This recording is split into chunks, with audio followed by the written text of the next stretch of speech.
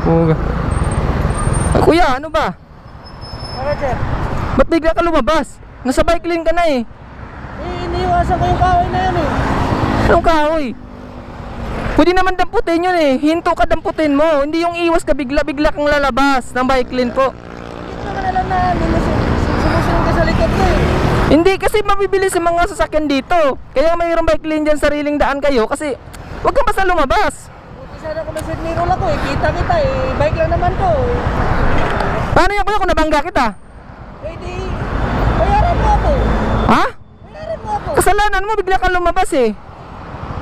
Kailangan naman na banggain ko yung kahoy. Madisgrasya pa ako doon. Ang gawin mo nga kuya, hinto ka tapos damputin, itapon mo, itabi mo. Hindi yung bigla kang lalabas para safety naman yung ibang dadaan na mga bike.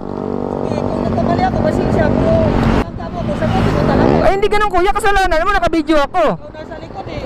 Oh, ano ngayon gagawin mo kung nabangga kita dyan? Sabihin mo. Gusto mo talaga.